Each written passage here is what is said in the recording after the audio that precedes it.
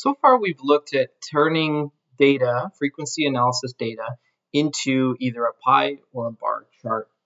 But what if you wanted to go beyond visualizing things just in terms of their proportion? So for instance, rather than knowing that, 10% of people do something or are something, what if we wanted to instead see how the distribution of our data looked all collected together?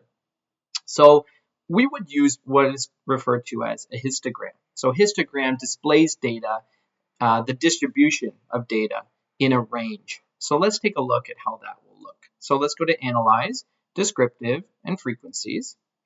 This time we need to make sure that we choose a variable that's not nominal. The reason is because, as we know, nominal variables, there is no order of the data. It doesn't mean, if we choose one male, two female, that two is two times or one more than male. It doesn't make any sense. Those numbers are just assigned to reflect the category or the characteristic of the variable. So similarly, we need to choose a variable that goes beyond nominal data.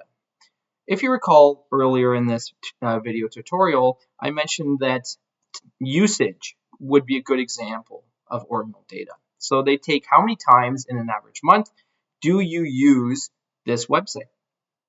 And so we're going to choose that as our variable here because it does have a meaningful difference between numbers, and it does show that 9 hours, right, or times, sorry, 9 times is more than 1 time. So because we can make that distinction, we can do a histogram to look at the distribution of that data.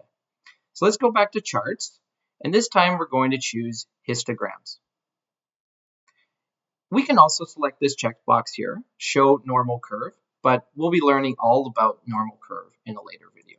So I'll just show it now so you can see what that will look like. Hit continue and then OK. All right, so we have our familiar statistics table and our familiar frequency table to show that we had one missing value.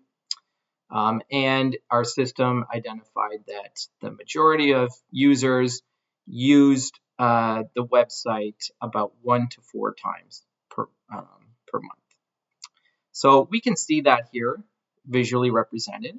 A histogram is essentially a bar chart, but you'll notice that the 0 and the 5 still appear, whereas in a bar chart, those columns or those axes, x-axis items, would have been removed.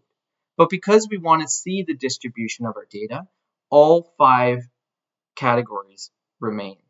So here we can see that, as I said in the table, the item that was assigned the value of 2, which reflects 1 to 4 times per month, was the most commonly selected. But there seems to be an equal, roughly, number between category 1 and category 3, and then category 4 slightly less, with nobody saying that they've never used the website and nobody saying that they've used it 9 or more times per month. So this line here is what we call the normal curve. So this is an indication of whether we see a peakedness in the middle of our data set and whether our data is representative of the population.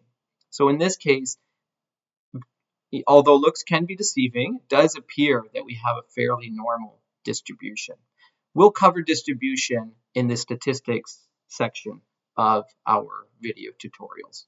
But this is essentially a histogram, and the histogram gives you a bit more information beyond a normal bar chart.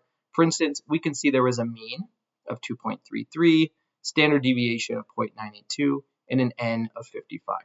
This data becomes valuable when we start looking at scale data. So that is data that is interval-based or ratio-based.